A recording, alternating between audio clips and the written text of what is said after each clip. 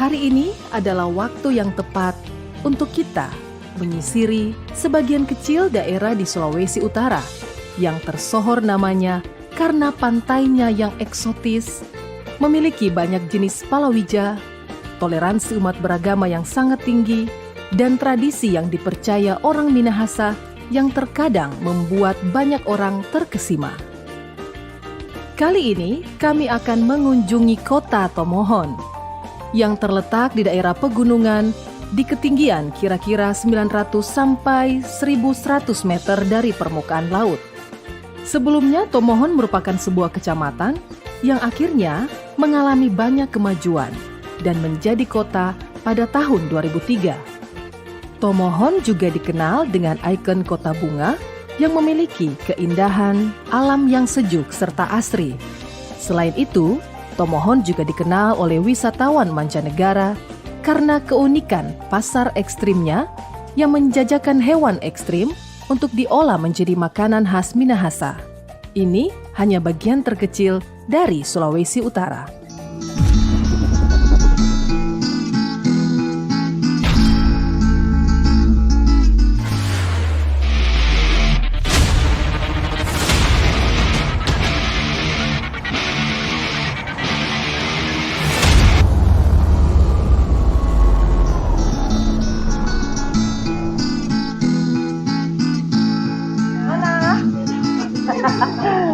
Nona, kalau kau mau beli ada makanan-makanan apa di sini, Nona? Masakan babi leleng, tino rangsak, RW, babi rica, babi kecap, baru tindarung kuah, yang pahit, campur, kangkung dengan ikan bakar. Kak mau pesan makan nasi sama RW. Boleh atur akang?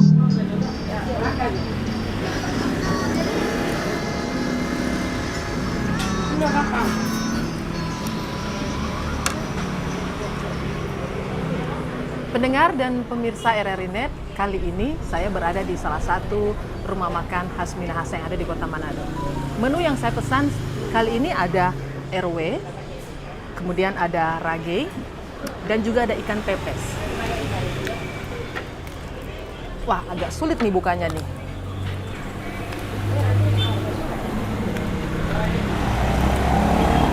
Wah, jadi ini ada ikannya di dalam. Nah,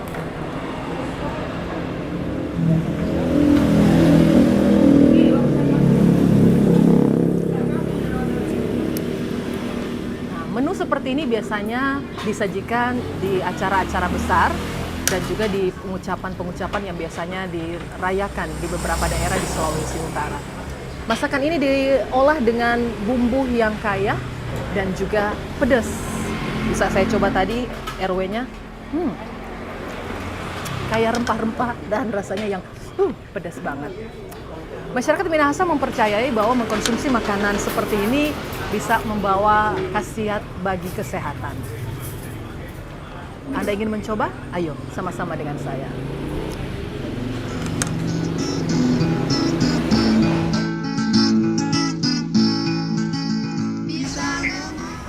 Kenyang rasanya menikmati makanan khas Minahasa. Tapi untuk Anda yang tidak ingin ataupun tidak suka dengan makanan ekstrim, jangan takut. Makanan ekstrim ini tidak dijual di sembarangan tempat, tapi di tempat-tempat tertentu.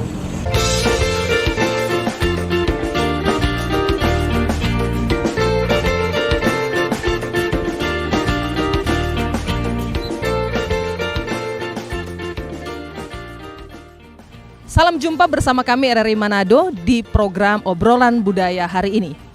Hari ini kita akan mengangkat topik tentang selera ekstrim Minahasa. Kita akan segera berkunjung ke pasar ekstrim yang berada di Kota Tomohon dengan nama Pasar Beriman Tomohon. Yuk ikuti bersama saya.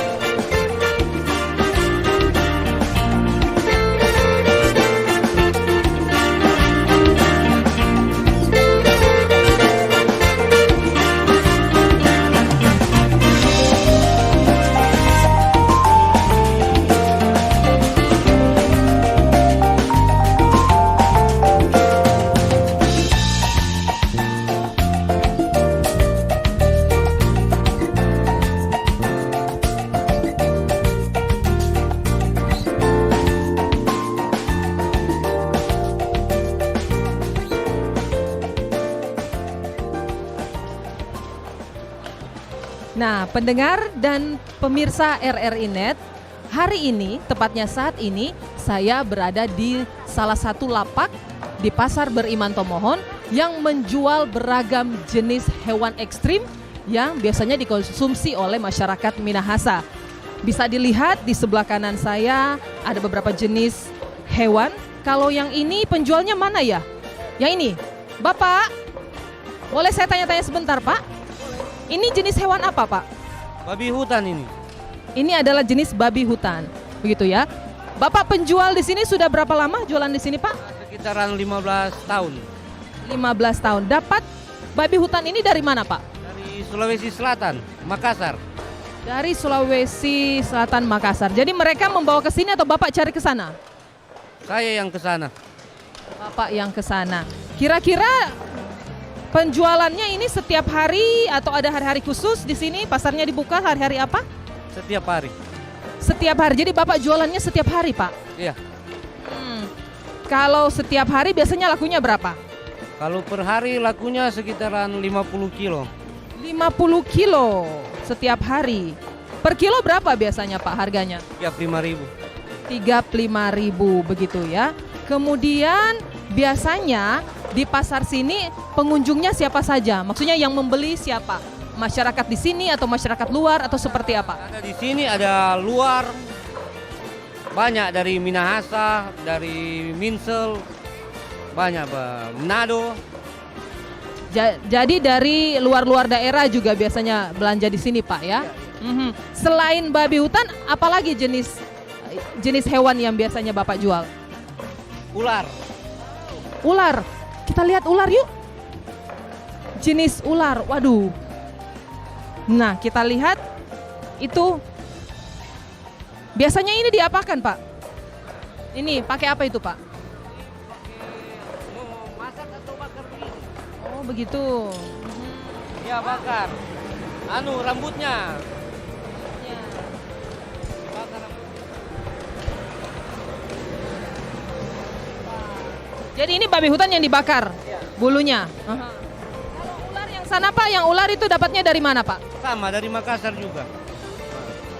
Kalau untuk penjualan ular berapa per kilo? 50.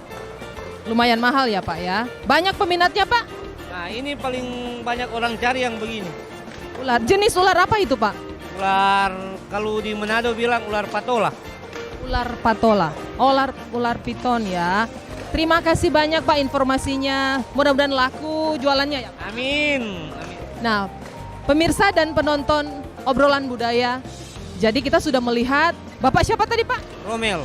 Bapak Romel. Bapak Romel sudah 15 tahun berjual di pasar Beriman. Jenisnya seperti yang sudah dijelaskan tadi bahwa babi hutan dan juga ular. Biasanya didapat dari luar daerah Sulawesi Utara. Jadi biasanya diambil dari Makassar begitu.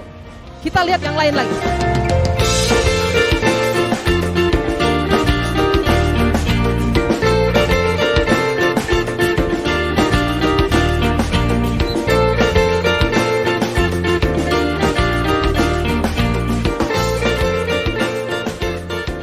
Pendengar dan pemirsa RRI Net, obrolan budaya meskipun mengkonsumsi makanan ekstrim sudah menjadi salah satu budaya di Sulawesi Utara, masih ada beberapa lembaga yang menentang hal ini, terutama mengkonsumsi hewan yaki.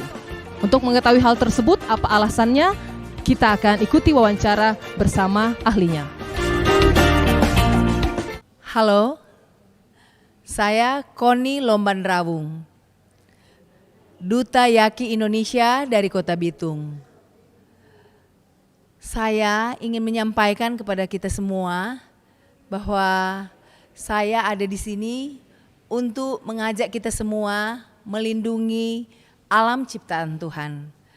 Sebagai Duta Yaki Indonesia, saya bersama teman-teman pencinta alam, sama-sama yang bekerja di konservasi. Menjadi Duta Yaki adalah pintu masuk untuk menyelamatkan alam.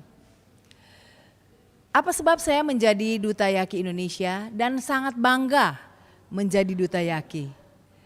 Karena yaki ini adalah satwa endemik satwa endemik yang hanya ada di Sulawesi Utara, bagian utara Sulawesi, dan base aman ada di hutan Tangkoko, Kota Bitung.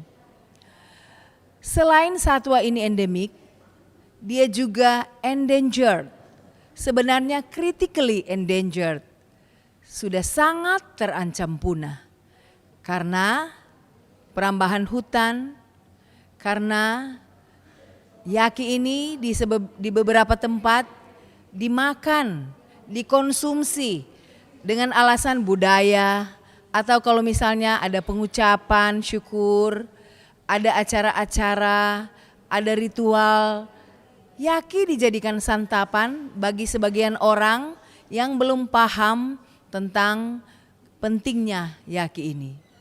Padahal mereka juga tidak tahu bahwa yaki sudah sangat dilindungi dengan undang-undang. Jadi ada 3 unsur, dia EEP. Endemik hanya ada di sini, di Sulawesi Utara. Endangered, terancam punah, sangat terancam punah. Dan dilindungi, protected, sudah dilindungi oleh undang-undang. Jadi saya harus mengajak kita semua untuk lebih tahu dan paham. Mungkin kita belum paham bahwa mari kita sama-sama makan, mari kita sama-sama menangkapnya, mari kita pelihara. Mereka belum paham tentang itu. Padahal dengan adanya EEP ini, kita seharusnya mengerti bahwa yaki adalah salah satu satwa endemik yang harus dilindungi. Stop Jo makan yaki, karena di bagian seperti di Minahasa, di beberapa kabupaten kota di Sulawesi Utara, mereka masih mengkonsumsi yaki. Entah dengan alasan apa. Padahal hasil penelitian tidak ada hubungan sama sekali misalnya dengan hero atau kejantanan seseorang, tidak ada hubungan sama sekali. Atau juga tidak ada hubungan dengan misalnya mereka akan menjadi hebat kalau makan yaki. Tidak ada hubungan sama sekali.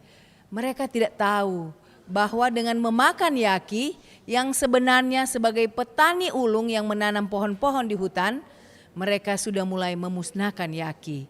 Yaki akan semakin berkurang sama seperti satwa yang lain. Jika dikonsumsi, jika dibunuh, jika dipelihara atau diambil dari habitatnya, itu akan mengancam kelestarian alam.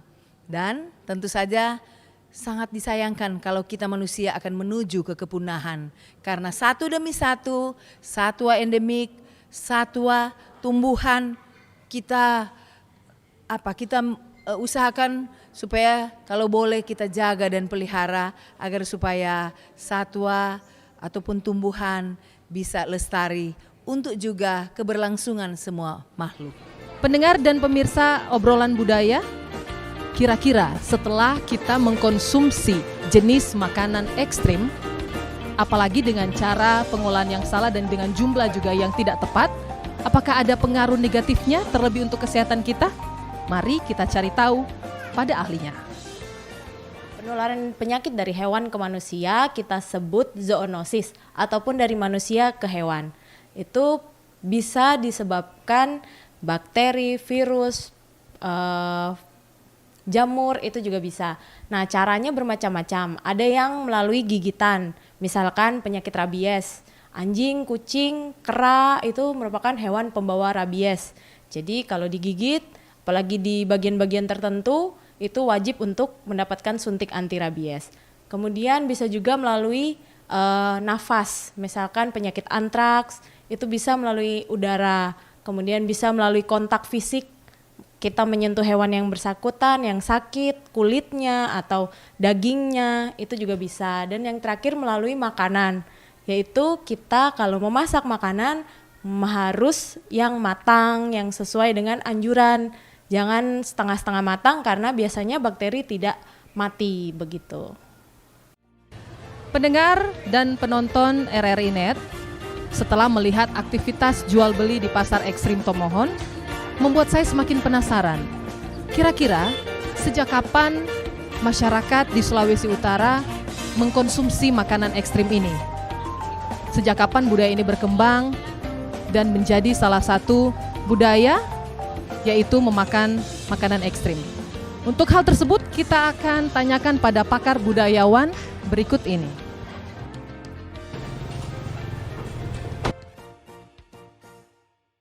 Ya, jadi yang disebut masyarakat Minahasa atau orang-orang Minahasa atau dalam bahasa setempat disebut Tau Minahasa, mereka itu adalah orang-orang yang mewarisi keturunan Lumi Motoar.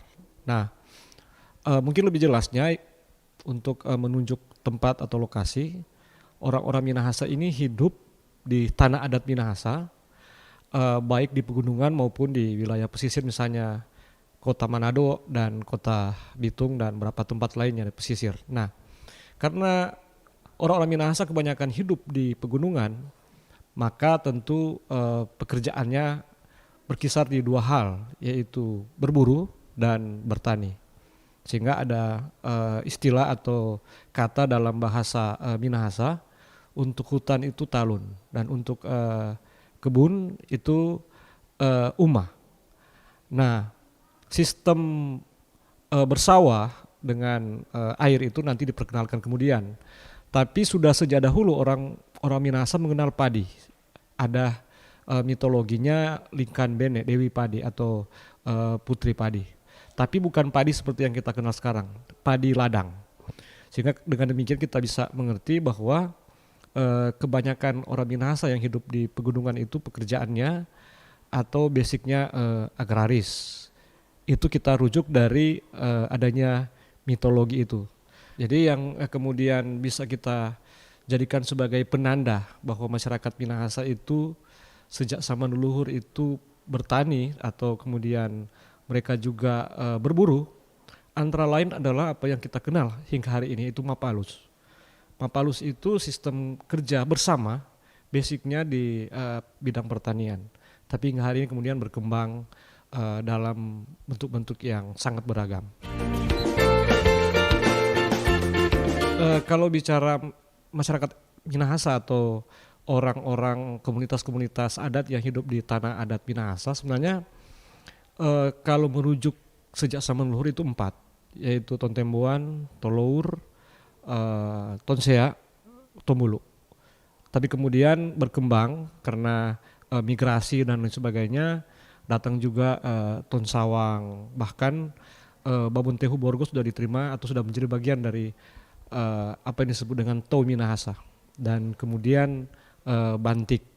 Dan sebenarnya ada yang unik dalam kita bicara keragaman di Minahasa, bahwa di bagian Tenggara itu satu subetnis Pasan itu satu-satunya subetnis Minahasa yang kebanyakan penduduknya, orang-orangnya itu beragam Muslim.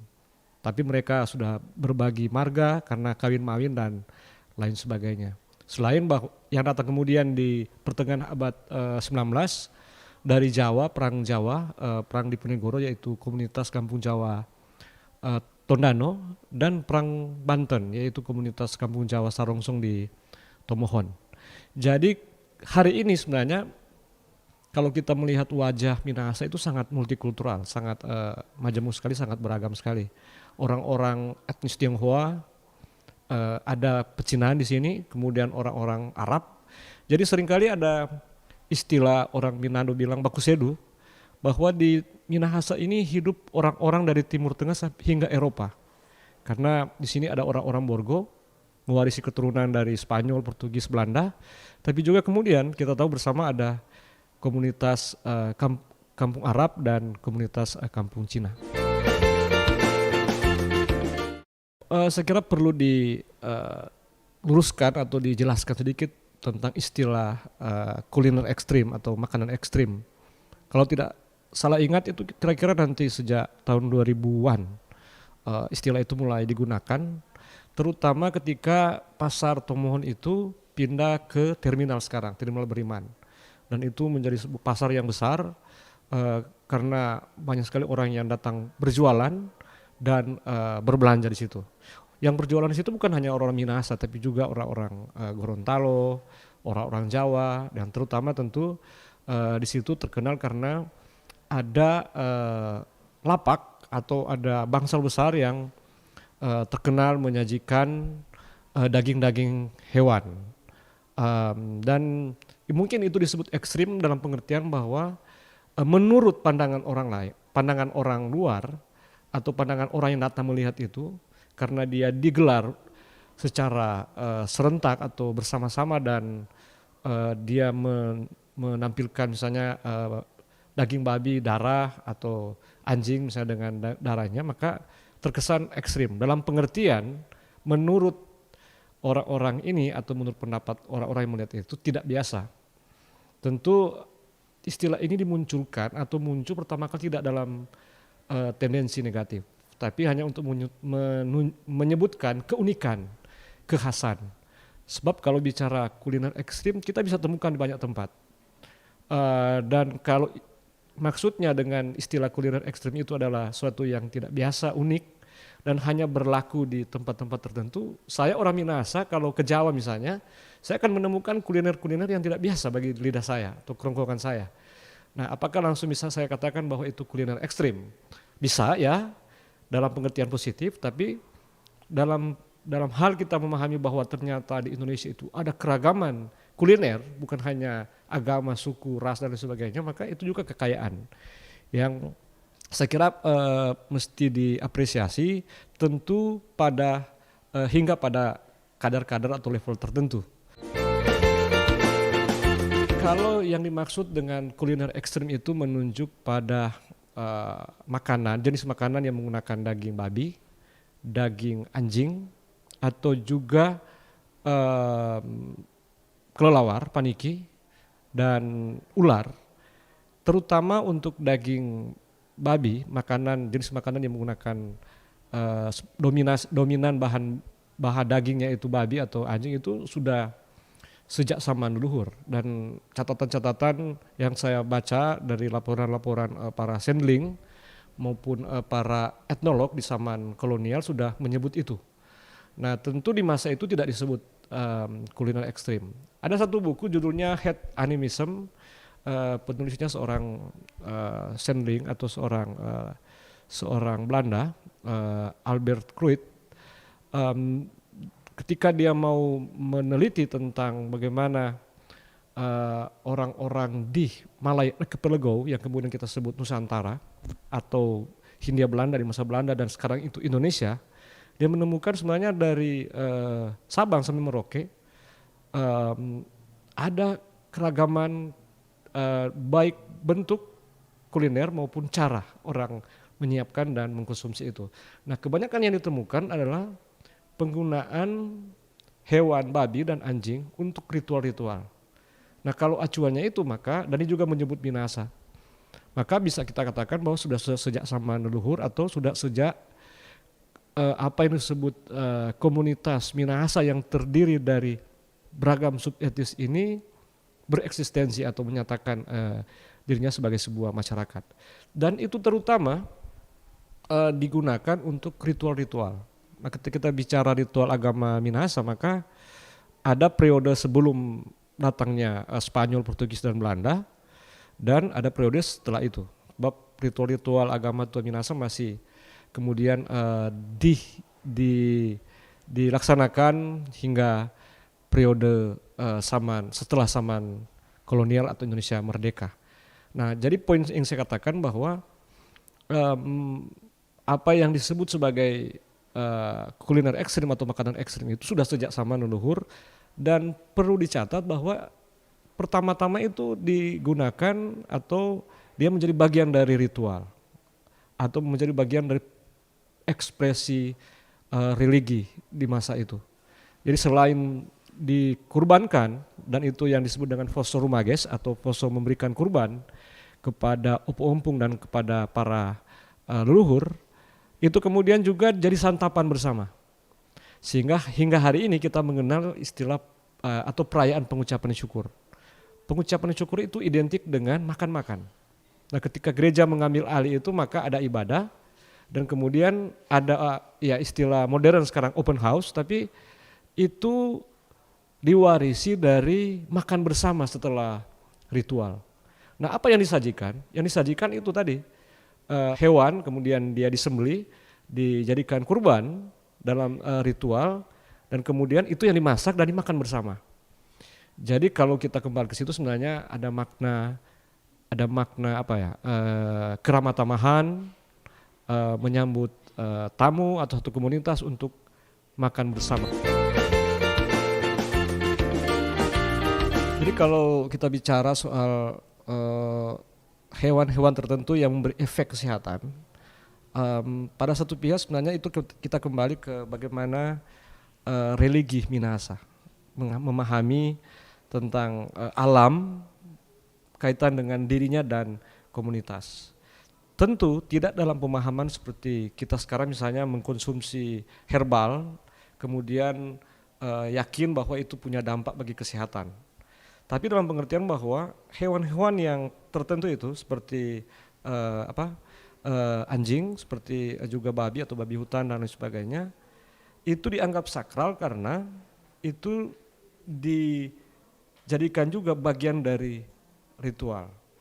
Nah, kecuali mungkin ketika paham-paham tertentu setelah era kemudian masuk dan memberi pemahaman bahwa hewan-hewan tertentu itu memberi dampak bagi kesehatan. Misalnya, saya kira hobi atau tren di Minahasa makan daging patola itu tidak sejak zaman dahulu. Tapi itu nanti kemudian seiring dengan semakin beragamnya orang-orang di sini dan kemudian mulai masuk juga pemahaman-pemahaman baru bahwa misalnya patola itu atau ular piton itu dia kalau dimakan memberi dampak kesehatan. Saya sebagai orang Minahasa dan sering melakukan penelitian tentang Minahasa, sehingga hari belum menemukan ada cerita, mitologi atau bahkan tradisi mengkonsumsi hewan tertentu itu langsung memberi dampak bagi kesehatan. Kecuali pada hal tertentu misalnya, tapi saya masih mau teliti lagi apakah itu berakar dalam tradisi Minahasa. Kalau ada seseorang yang kena penyakit asma, dia dianjurkan untuk mengkonsumsi atau makan hewan tikus yang baru lahir, masih berwarna merah.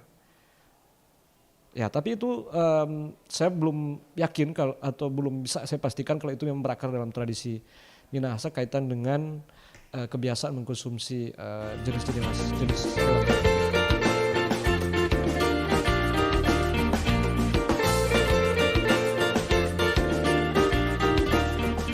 Sebenarnya yang sejauh yang saya tahu dari penelusuran sumber-sumber atau juga cerita-cerita penelitian-penelitian dilakukan, yang mungkin paling khas di Minahasa kaitan dengan cara berburu adalah menggunakan anjing.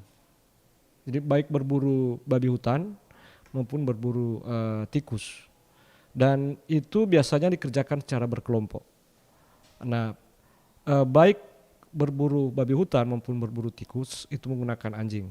Nah, kenapa anjing? Karena anjing sebenarnya hewan yang dekat dengan manusia atau dengan misalnya khusus masyarakat Minahasa. Dan kita tahu dalam sejarah peradaban ini hubungan manusia dengan hewan kira-kira anjinglah yang paling dekat. Tapi di Minahasa itu dan juga mungkin di daerah lain itu ada jenis-jenis anjing meskipun itu anjing lokal. Dalam hal karakternya atau dalam hal sifat pembawaan dari anjing itu. Ada anjing lokal yang sekarang ini rupanya sudah jarang sekali kita lihat, namanya anjing korotei. Dan dia itu kulitnya belang, hitam, agak coklat, kuning-kuningan atau ya coklat gelap lah begitu. Dan itu sering anjing yang biasanya dipakai tapi para pemburu sejati atau orang-orang yang memang pekerjaan memburu itu biasanya memiliki kemampuan juga mengenal mana anjing yang dapat dipakai sebagai teman berburu, mana hewan anjing yang dia hanya memiliki kemampuan untuk menjaga rumah. Tapi juga itu tidak dalam kategori bahwa baik anjing yang dipakai berburu maupun yang hanya untuk jaga rumah itu dibatasi untuk dikonsumsi.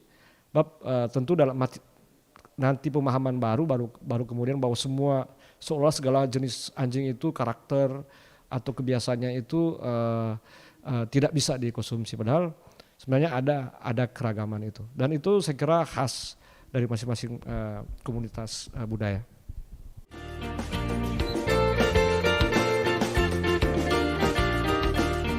Saya kira kalau kita bicara industri pariwisata, tentu seperti juga orang mengkonsumsi sebagai konsumen, mengkonsumsi produk, dia memilih mana yang dia sukai, mana yang tidak disukai, mana yang dia minati, mana yang tidak diminati, mana yang dia hobi, mana yang tidak hobi. Saya kira demikian juga di mana-mana kita pergi, kita akan menemukan hal-hal yang unik atau bahkan hal-hal yang mungkin menurut kita tidak pantas atau kita tidak minati. Demikian juga dengan Minahasa. Jadi tidak ada hal yang lebih atau kurang Minahasa dengan daerah lain dalam hal industri pariwisata atau turisme itu. Jadi kalau kemudian ada stigma, ada semacam opini-opini negatif bahwa jangan datang ke Minahasa atau Sulawesi Utara karena masyarakatnya gemar mengkonsumsi makanan ekstrim, saya kira mari kita buktikan dengan datang di sini untuk melihat bahwa tidak seperti itu sebenarnya. Ada pasar-pasar tertentu, tapi tidak semua pasar. Dan semua itu kembali kepada kita sebagai penikmat eksotisme, penikmat keindahan alam dan sebagainya. Di Pasar Tomohon misalnya, pasar beriman, tapi juga kemudian orang kenal itu pasar ekstrim. Hampir setiap hari ada bus-bus yang mengantar turis dari Cina, dan mungkin karena turis dari Cina tidak terlalu bermasalah dengan itu. Tapi kalau dia dengan alasan macam-macam itu bermasalah, saya kira ada banyak destinasi, banyak objek wisata, ada yang kultural, ada yang rohani, ada Watu Pinawetengan, ada Bukit Kasih, dan di Tomohon ada Bukit Doa, dan sudah semakin banyak orang mengkreasikan pariwisata. Tapi yang paling penting datang ke Sulawesi Utara, North Silabas ini atau ke Minahasa adalah menikmati keramatamahan dari penduduknya atau dari orang-orangnya. Saya kira itu poin penting dalam hal kita melancong atau dalam hal kita melakukan perjalanan untuk menikmati keindahan alam dan keramatamahan manusianya. Hal kuliner itu salah satu. Nah, tadi barusan saja kita mengetahui bagaimana sejarah dari makanan ekstrim di Minahasa. Selanjutnya kali ini saya ajak Anda untuk berkunjung ke Kepala Dinas Pariwisata Daerah Sulawesi Utara. Kita akan berbicara banyak dan bertanya banyak tentang potensi wisata apa yang ada di Sulawesi Utara. Yuk, ikut saya. Saat ini saya sudah bersama Kepala Dinas Pariwisata Daerah Sulawesi Utara, Bapak Daniel Mewengkang. Kita langsung saja menyapa Pak Daniel. Apa kabar Pak? Ya baik, selamat sore.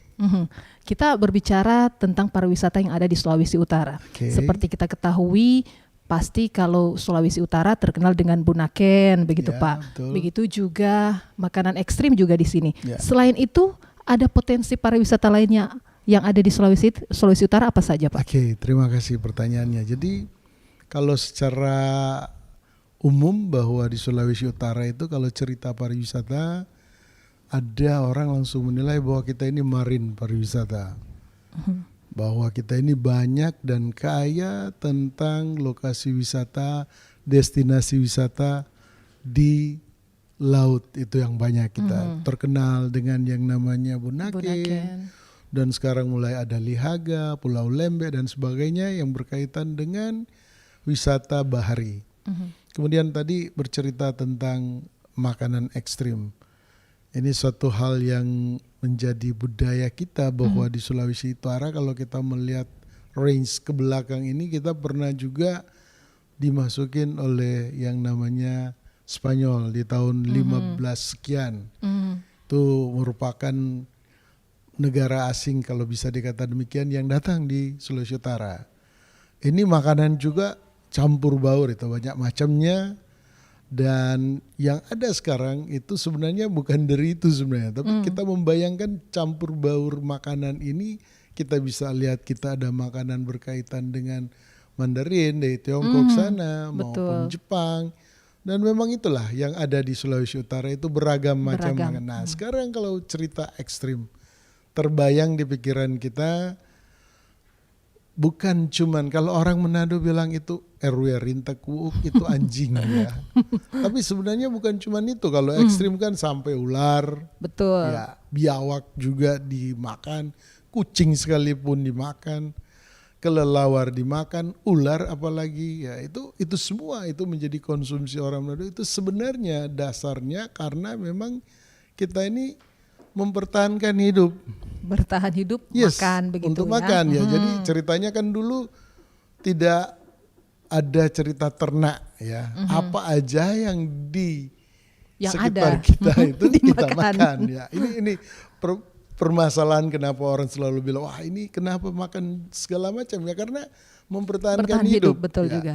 Nah sekarang memang di tradisi daerah Minahasa itu orang selalu bilang RW itu Rintekuk atau anjing itu menjadi salah satu yang juga ekstrem. Sebenarnya kalau dibandingkan kambing juga sebenarnya sama. Tapi yang menjadi masalah di sini berkaitan dengan banyak orang di dunia ini yang menyatakan kalau anjing itu adalah binatang yang sebagai sahabat manusia. Betul. Itu yang pertama. Baru yang kedua, kita sering menjadikan itu suatu yang aneh bahwa makanan lain pun kita bilang bumbu RW. Iya, bebek jadi bumbu RW begitu. Apa namanya ikan. Ayam juga jadi bumbu RW. Maka itu saya sama teman-teman dari yang namanya chef, saya bilang itu jangan pakai nama bumbu RW, Karena pakai itu bumbu Minahasa. Khusus RW itu untuk anjing begitu ya. Sehingga ada orang kalau datang, waduh, ini berarti ikan pakai anjing lah begitu. Saya bilang enggak, ini cuman bumbunya. Tapi itu orang terpikir selalu kalau dengar RW itu berarti anjing. Inilah sehingga kalau saya sarankan teman-teman di bagian chef untuk yang namanya makanan yang namanya berbumbu RW itu jangan pakai bumbu diganti RW, saja tapi Minahasa dengan ya. bumbu Minahasa. Betul. Jadi asalnya untuk bertahan hidup sebenarnya ya. Betul Ya, sekali. kan kalau kita lihat orang makan itu kan karena kalau kita lihat cerita-cerita Planet Animal dan sebagainya kan orang hidup dia survive dengan Betul. binatang apa saja yang ada di sekitarnya. Itu khusus untuk makanan ekstrim. Kalau tempat-tempat wisata lainnya selain Bunaken begitu, apalagi yang Ya. Sulawesi Utara punya? Kita sekarang punya yang ada di daerah ya hampir semua kan kita punya highland ya, tanah-tanah gunung. Kita kaya dengan gunung yang namanya vulkano. Itu kita karena kita sering di sekitar gunung-gunung perasaan kita biasa aja, padahal orang lain mencari vulkanik ini nggak ada. Jadi di Sulawesi Utara kaya akan kaya pemandangan dengan alam ini. kayak Kalau Gunung Lokon begitu iya, pemandangannya. Kita bilang kemarin kita ada acara sama orang Malaysia itu nekat banget cuma melihat apa sih di sini ada vulkano yang ini ada buihnya dan sebagainya yang gelembung-gelembung. Betul. Itu karena di sana enggak ada. Untuk kita biasa tapi Kita mereka biasa, luar mereka biasa. luar biasa. Betul, begitu. Tuh. Terus kaitan kita sekarang banyak tempat-tempat yang seperti Tete Tanah, Mata Tete, itu tempat-tempat wisata highland. Highland namanya. Di tempat lain enggak punya, kita punya. Oke. Bisa melihat Manado, bisa melihat Bunaken. Kalau kayak di Tete Tanah malah kita bisa melihat tiga Manado, pemandangan. Bitung dan Tondano di ketinggian. Jadi Dapat itu, melihat 3 daerah itu Pak ya. malahan kalau sekarang kita ada sudah buatan sih itu zip line top 3 itu adanya di hotel Di mana Pak? Grand Lule. Itu kita sliding di tali untuk dari pohon satu ke pohon yang lain. Jadi itu berbagai macam Ya, tempat wisata selain Bunaken begitu yang sudah mendunia Pak ya. Pak Daniel, berbicara tentang pemerintah yang mengembangkan kawasan ekonomi khusus begitu. Sulawesi Utara juga menjadi salah satu prioritas. Bagaimana menurut Pak Daniel? Oke. Jadi ini ada cerita panjang. Wow. Gak apa-apa Pak. Panjang dari bagaimana riwayat yang namanya kawasan ekonomi khusus. Jadi dulu tahun 2017 sejak saya jadi kepala dinas itu pernah saya komunikasikan dengan Pak Menteri berkaitan dengan 10 destinasi prioritas. Waktu itu tidak termasuk Sulawesi Utara. Se-Indonesia ini ceritanya ya. Labuan Bajo, Indonesia belum masuk, Toba, Manado waktu itu nggak masuk. Borobudur. Nah di 2017 itu saya bilang begini, Pak Menteri, di Sulawesi Utara perkembangan pariwisata sekarang ini pesat sekali. Nah dibandingkan dengan 10 daerah yang menjadi prioritas utama itu yang tumbuhnya sedikit, kita tumbuhnya banyak. Kira-kira bisa enggak yang namanya 10 ini kan, cuma yang bisa di dunia ini yang cuma bisa, semua bisa dirubah. Undang-undang aja kita bisa rubah. Yang tidak bisa menambahkan satu nokta pun cuman yang namanya kitab suci. Alkitab, Al-Quran itu nggak bisa ditambah lagi, apa. tambah kurang itu. Undang-undang dasar kita bisa diamandemen. Kenapa tidak bikin yang 10 destinasi ini jadi 11 Tambah destinasi? 1, Sulawesi Utara salah satunya ya. Dia bilang, wah ini kan mesti ada prosesnya. Tapi cobalah kalau kita di Sulawesi Utara itu ada yang namanya kek pariwisata. Kek pariwisata. Kek pariwisata. Nah itulah sumbernya, mulai dari ada keinginan pengembang untuk menawarkan daerahnya untuk jadinya kawasan ekonomi pariwisata. Kawasan ekonomi Kebetulan pariwisata. dari Peninsula yang mengusulkan itu menjadi kawasan ekonomi khusus pariwisata. Nah, dalam kaitan itu kita cerita Pak Gubernur itu memang mau supaya Sulawesi Utara itu bertumbuh dengan cepat dari pariwisata. Kita bisa lihat, kita bisa kembali cerita tadi bahwa perkembangan pariwisata di Sulawesi Utara itu di tahun 2015 kita 30-an ribu. Namun setelah ada program Pak ODSK dalam kegiatan kepariwisataan mengeluarkan direct flight dari beberapa daerah dari Tiongkok itu, sehingga di 2016 itu dia di tanggal 4 Juli mulai meningkat. Penerbangan langsung. Tahun itu saja kita bisa capai 47.000 di 2016. 2017 kita naik sampai 87.000. Dari 24 ke 80.000. Yes, terus naik lagi di tahun 2017 kemarin itu 87.000, terus 2018 tahun lalu kita sampai 127.000. Wow, luar biasa. Sehingga kita diganjar yang award yang namanya The Rising Destination 2019. Itu penghargaan dari Menteri Pariwisata dan dari Marples mau menyatakan bahwa inilah destinasi yang sangat berkembang. Nah, dari itu konsep itu Pak Gubernur itu cerita sama Pak Presiden, Pak kita udah meningkat ceritanya kayak begini. ya. Maka itu kita Ditambah. kita masuk di nama yang namanya yang proyek berkaitan dengan pengembangan destinasi super prioritas. Super prioritas menjadi bahkan jadi super kita kita ya. pertama prioritas tidak dikasih, tapi muncul Dapatnya super. 4 yang prioritas itu jadi super prioritas plus tambah 1 Sulawesi Utara. Hebat. Ya, ini betul-betul karena itu selalu tergantung dari CEO-nya, pemimpin daerah yang betul-betul ingin meningkatkan pariwisata. Dampaknya lagi kemarin saya mundur dikit, bahwa kenapa pariwisata? Coba bayangkan, tahun lalu itu yang namanya wisatawan mancanegara itu masuk 127.000. Let's say itu 100.000 kita kalikan 15 juta, berarti yang beredar itu 1,5 triliun. Tapi itu cuman untuk yang mancanegara. Belum yang Kita domestik. hitung yang domestik itu ada hampir 2 juta. Let's say kita bulatin 2 juta. Per pax-nya itu 5 juta. Betul. Berarti dapatnya 10 triliun. Wow, hebat Berarti Pak. Bisa meningkatkan perekonomian Sulawesi Utara ini yang berarti saya ya mau bilang. Pak. Perekonomian kita kan di Sulawesi Utara selalu bangga dengan yang namanya pertanian. Tapi coba lihat kopra, ya kelapa kopra itu, cengkeh, pala itu anjlok. ikan apalagi. Iya, Tapi pertumbuhan ekonomi Sulawesi Utara tidak pernah Mati. turun ya. Dari angka nasional ini cuma 5,1.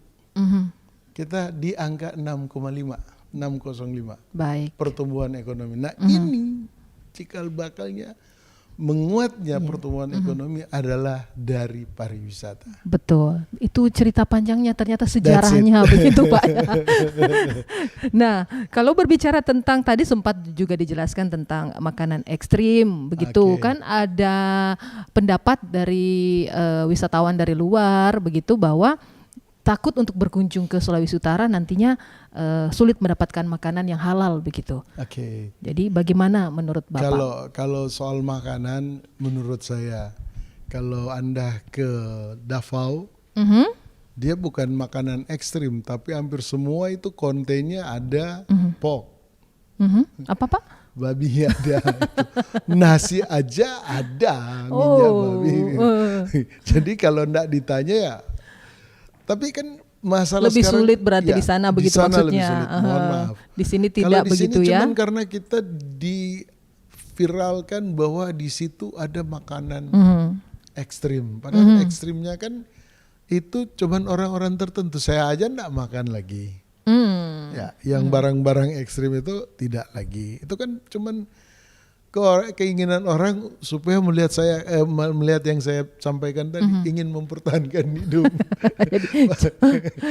Jadi sebenarnya makanan ekstrim itu tidak dijual bebas di semua bebas. tempat. Kan kalau kita mau cari kan ada, apalagi kalau di sini rumah makan untuk ikan itu banyak sekali.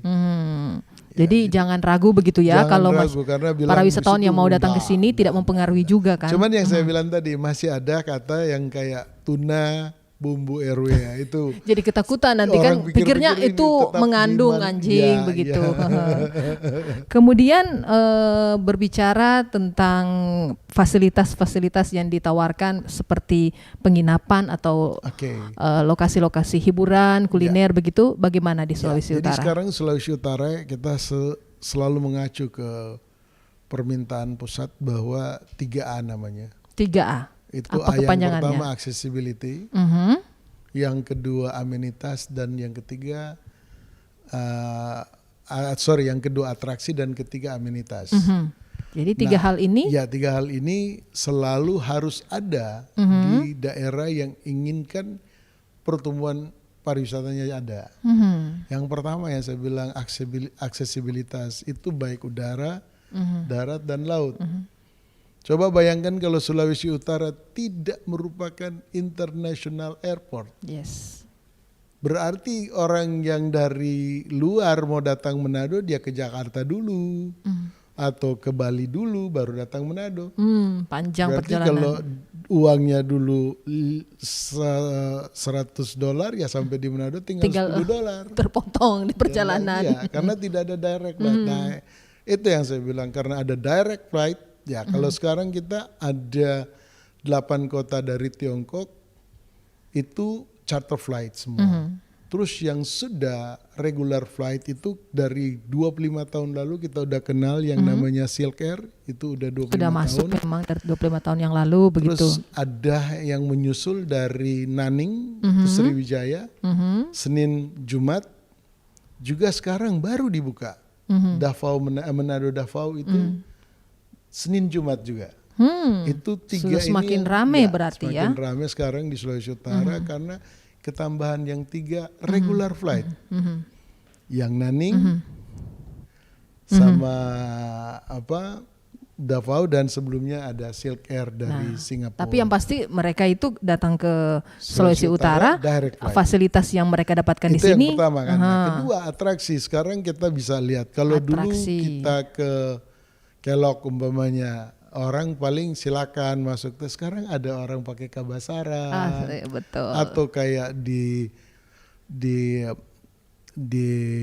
Sumaru Enda di Kanonang itu dulu nggak ada orang pakai baju kabasaran. Sekarang sudah ada itulah bentuk-bentuk salah satu bagian atraksi, dari ya, atraksi.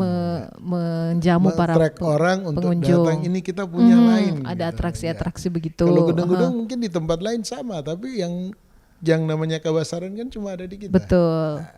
Itu yang Itu kedua. kedua Jadi atraksi. Yang ketiga amenitas. Amenitas yang tadi itu berkaitan dengan dengan hotel. Oh, ya. begitu. Jadi hotel, restoran, nah, itu semua bagian-bagian yang akan tiap orang kalau dia berkunjung itu diperlukan, ya kan? Nggak mungkin kan dia datang ya terkecuali saudara, oke di rumah saya umpamanya. Tapi kalau dia memang wisatawan, nggak ada saudara sama sekali, ya pasti dia cari hotel. Itu yang kita kembangkan. Nah sekarang kita baru ada 8 ribuan kamar yang ada. Kita masih sangat-sangat membutuhkan hotel. Terbayang nggak sekarang kita okupansinya itu di atas 80%. Padahal secara normal itu okupansinya sekitar 60%. Coba saja sekarang kita masuk di satu hotel tanpa kita kontak sebelumnya langsung datang minta 5 kamar belum tentu dapat. Belum dapat, iya. Belum tentu di Manado belum tentu. sekarang, ya. Jadi kita booknya berapa bulan sebelumnya supaya kita bisa bikin acara pun mais kita padat sekali. Jadi 3A itu yang Ya, dipersiapkan ya. yes. Kuliner masuk di mana, Pak? Nah, kalau kuliner itu kan bagian dari yang tadi saya bilang di Atraksi. atraksi, bisa termasuk Hiburan, itu kan ya. hiburan, dia masak saja, Betul. melihat makanan, jenis makanan, bisa di bagian itu. Begitu ya. Nah, Bapak Daniel bisa memberi himbauan begitu kepada penonton dan pendengar. Kalau datang ingin berkunjung ke Sulawesi Utara, silahkan, atau seperti apa, silahkan Pak. Oke. Jadi kalau berkunjung ke Sulawesi Utara yang pasti yang pertama terbayang bagi Anda adalah kerukunan. Itu merupakan daerah yang sangat rukun di Indonesia, itu yang pertama. Kedua, makanannya, kulinernya itu beragam sampai yang ekstrim pun ada. Ya. Dan bahwa di Sulawesi Utara itu wisatawan yang paling banyak dikunjungi adalah wisata bahari. Itu semua di pikiran kita, jangan ada kata-kata yang berkaitan dengan B. Ya, jadi yang pertama kerukunan, yang kedua bagaimana kita kaya dengan kuliner, ya itu semua menjadi bagian kita untuk datang di Sulawesi Utara. Jadi jangan ragu ya. Jangan ragu karena di sini semuanya Lengkap ada. di sini ya. Terima kasih banyak Terima Bapak kasih, Daniel Bu, untuk waktunya ya. sudah bersama kami. Terima kasih, sama-sama. Kita ketemu lagi lain waktu. Oke, terima kasih.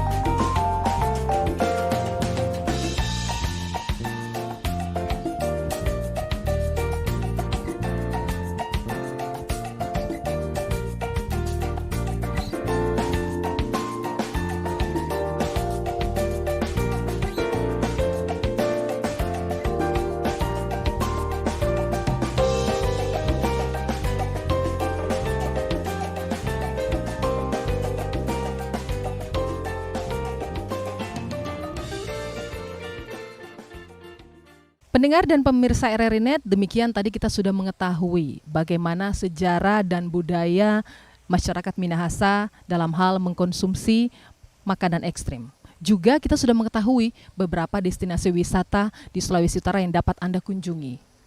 Kemudian juga untuk Anda yang ingin berkunjung ke Sulawesi Utara, jangan ragu perihal makanan ekstrim, karena makanan ekstrim ini dijual di tempat-tempat tertentu. So, jangan ragu untuk berkunjung ke Sulawesi Utara, nikmati alam indah Sulawesi Utara.